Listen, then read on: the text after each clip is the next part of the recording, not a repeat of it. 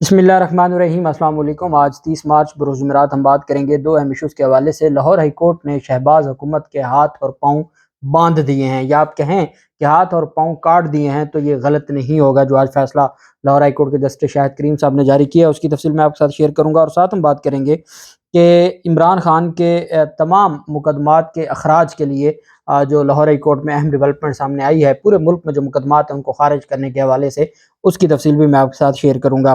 पहले तो मैं आपको बताता चलूँ कि हमारी अदलिया में आज भी दलेर जजेस और तगड़े और आइन और कानून पर अमल दरामद करने वाले मौजूद हैं।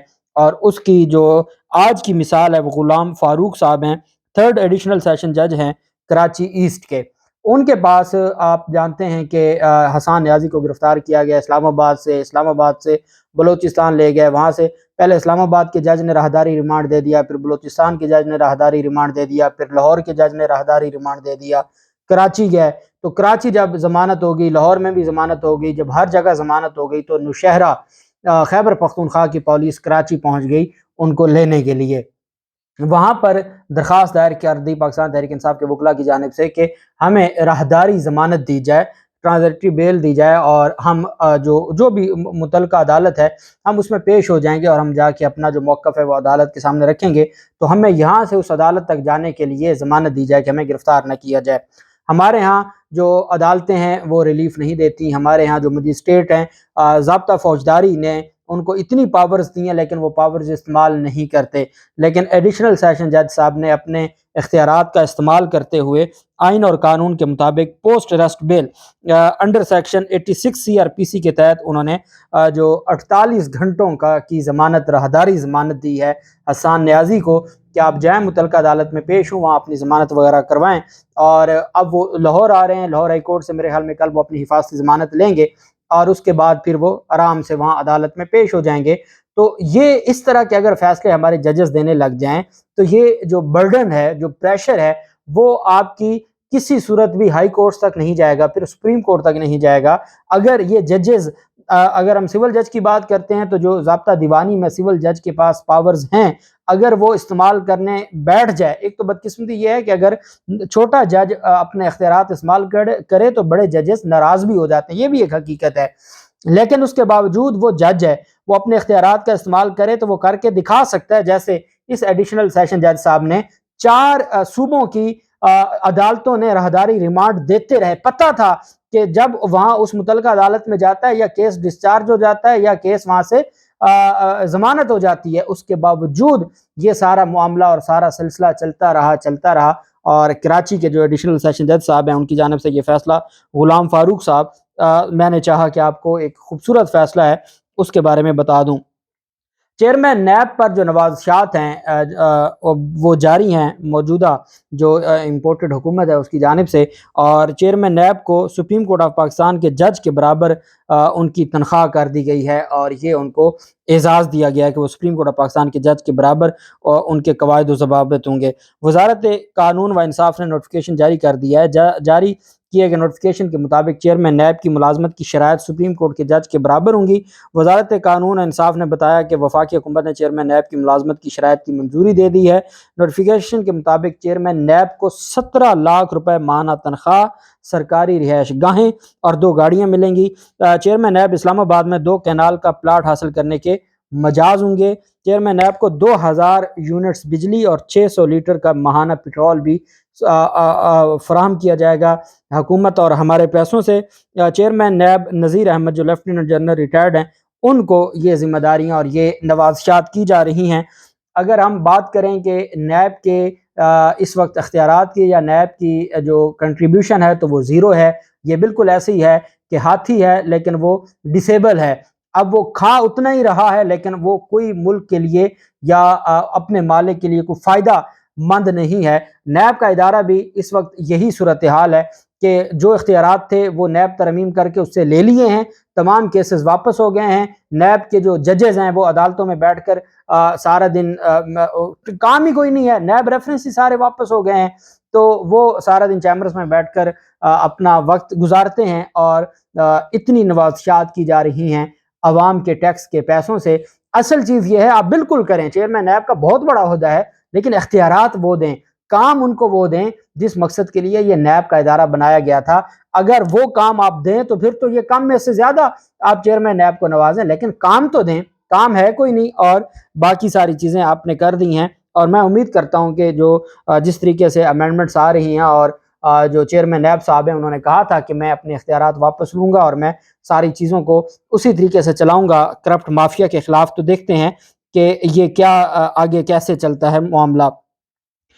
جج دھمکی جو کیس تھا، زیبا چودھری دھمکی کیس میں عمران خان کے دوبارہ ناقابل ضمانت وارنٹ گرفتاری جاری ہوئے تھے۔ پہلے ایک دفعہ معطل ہو گئے تھے، پھر عمران خان کل پیش نہیں ہوئے تھے، 29 مارچ کو پیش ہونا تھا، پیش نہیں ہوئے تھے، تو دوبارہ ان کے نان بیلیبل وارنٹ گرفتاری جاری ہو گئے تھے، جن کو آج سیشن عدالت میں چیلنج کر کے معطل کروا دیا، اور عدالت نے کل تک کے لیے نوٹس جاری کیے ہیں فریقین کو، اور تمام فریقین اس میں پیش ہوں گے۔ اور یہ چونکہ وہاں پر جو حالات ہیں کچہری میں، وکلا نے کچہری پولیس کا داخلہ بند کر دیا ہے، کوئی پولیس، اسلام آباد پولیس کا افسر یا سپاہی وہ اسلام آباد F8 کچہری میں نہیں داخل ہو سکتا۔ اس کی وجہ یہ ہے کہ عمران خان کی پیشی پر ایک وکیل کو، بے گناہ کو ایک گرفتار کیا گیا، جس کا پی ٹی آئی سے بھی تعلق نہیں تھا، اور صرف اس وجہ سے جیسے صحافیوں کو گرفتار کیا تو اسی طریقے سے ایک وکیل کو گرفتار کیا، تو اس کے اوپر پھر وکلا نے یہ سٹینڈ لیا کہ سیاسی جماعتوں کی پھر بھی سمجھ آتی ہے، اب عام اگر وکلا کو اٹھانا شروع کر دیں گے تو آپ کا داخلہ بند ہوگا، اور اس بنیاد پر تیسرا دن ہے وہاں پر ہڑتال ہے۔ جب ہڑتال ہو تو عدالتیں ویسے ہی تاریخ دے دیتی ہیں، لیکن اس کے باوجود اس جج صاحب نے تاریخ نہ دی اور نان بیریبل وارنٹ جاری کر دیا، اور اب اس پر وارنٹ معطل کر دیے ہیں ایڈیشنل سیشن جج صاحب نے، اور اب دیکھتے ہیں کہ یہ معاملہ آگے کیسے چلتا ہے۔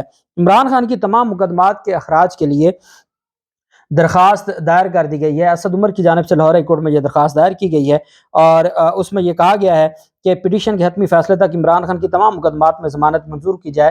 درخواست آئین کے آرٹیکل 199 کے تحت دائر کی گئی، جس میں مرکزی سیکرٹری جنرل پاکستان تحریک انصاف اسد عمر بھی بطور درخواست دہندہ چیئرمین عمران خان کے ساتھ ہیں۔ اس میں عمران خان خود بھی ہیں اور اسد عمر بھی ہیں۔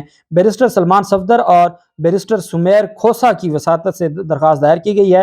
وفاق پاکستان کو، الیکشن کمیشن کو، وزیر اعظم، وزیر داخلہ اور نگران وزیر اعلیٰ، I G Punjab, anti corruption Punjab, NAB, FIA، PEMRA کو فریق بنایا گیا ہے، اور اس میں یہ کہا گیا ہے کہ ہم ایک منظم طریقے سے چاہتے ہیں کہ عدالتیں ہمیں انصاف دیں، ہمارے جو ہمارے خلاف مقدمات ہیں چونکہ وہ جھوٹے مقدمات ہیں، سیاسی جو انتقام کا نشانہ بنایا جا رہا ہے، اور صرف ہمارے جو بنیادی انسانی حقوق ہیں ان کو سلب کیا جا رہا ہے، اور ہمیں غیر قانونی طور پر ڈیٹین کرنا چاہتے ہیں، اور ہمارے خلاف درجنوں مقدمات ہیں، اور PTI قیادت کے خلاف تو سینکڑوں مقدمات ہو چکے ہیں، تو اس وجہ سے ہمیں ریلیف دیا جائے۔ 5 رکنی بینچ پہلے بن چکا ہے، جو عمران خان کی مقدمات کی جو درخواست تھی، مقدمات کا ریکارڈ لینے کی، اس پر 5 رکنی بینچ بن چکا ہے، چونکہ پہلے ایک جج کے پاس تھا، وہ ایک دن کیس کو ڈسپوز آف کرنے لگتے تھے، 2 نئے مقدمات آ جاتے تھے، پھر وہ ایک دن آگے چلا جاتا تھا۔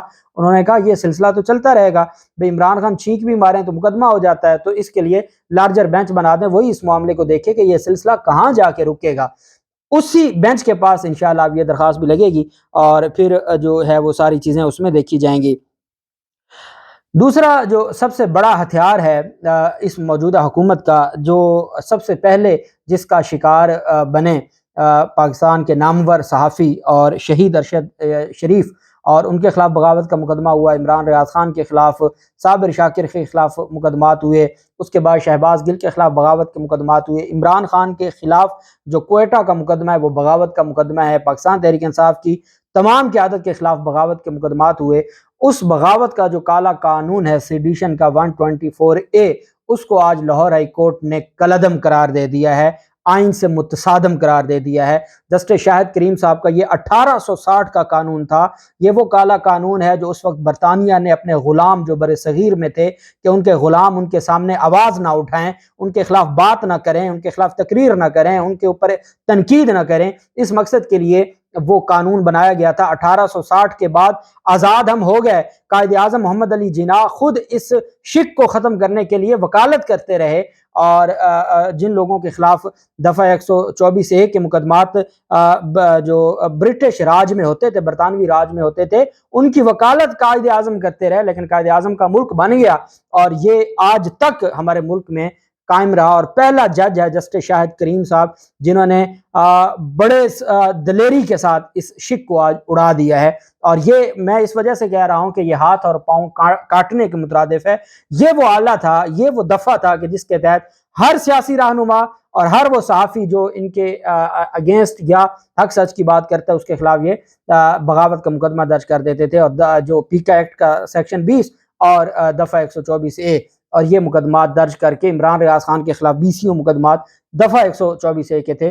ابھی جو مقدمہ درج ہوا تھا حسان ریاضی کے خلاف کراچی میں، وہ بھی دفعہ 124A کا تھا جو ختم ہوا۔ تو یہ عدالت کی جانب سے، یہ پاکستان پینل کوڈ ہے، تعزیرات پاکستان 1860، اس کی دفعہ 124A ہے، اور اس میں جو لاہور ہائی کورٹ کے جسٹس شاہد کریم نے یہ فیصلہ بغاوت کے قانون کو کالعدم قرار دینے کی ایک جیسی درخواستوں کے جواب میں دیا۔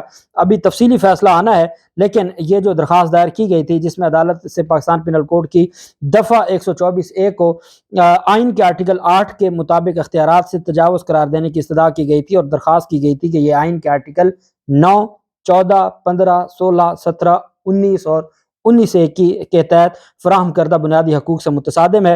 اور موقف اپنایا گیا تھا کہ بغاوت کا قانون 1860 میں بنایا گیا تھا، جو انگریز دور کی نشانی ہے۔ بغاوت کا قانون غلاموں کے لیے استعمال کیا جاتا تھا، کسی کے کہنے پر مقدمہ درج کر لیا جاتا ہے۔ درخواست میں کہا کہ آئین پاکستان ہر شہری کو آزادی رائے کا حق دیتا ہے۔ بغاوت کے قانون کو اب بھی دفعہ 124A کے ذریعے سیاسی مقاصد کے لیے استعمال کیا جاتا ہے۔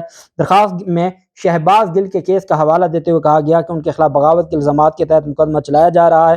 پی ٹی ایم کے لوگوں کے خلاف مقدمات چلائے گئے، صحافی ارشد شریف کے خلاف، خاور گھمن کے خلاف، ادیر راجہ، صدف عبد الجبار، جاوید ہاشمی اور باقیوں کے خلاف جو بغاوت کے مقدمات چلے، ان سب کا حوالہ دیا گیا۔ تو لاہور ہائی کورٹ کے جسٹس شاہد کریم صاحب نے دفعہ 124A کو آئین سے متصادم قرار دیتے ہوئے کالعدم قرار دے دیا ہے۔ بہت بڑا فیصلہ ہے، بہت تاریخی فیصلہ ہے، اور اس دفعہ 124A کے ختم ہونے کے بعد ہاتھ پاؤں اس امپورٹڈ حکومت کے کاٹ دیے گئے ہیں۔ اب ان کے پاس جو اختیار تھا اپنے ناقدین کے خلاف کارروائی کرنے کا، انشاءاللہ وہ ختم ہو چکا ہے۔ اللہ پاک پاکستان کا حامی و ناصر ہو۔ بہت شکریہ، اللہ حافظ، پاکستان زندہ باد۔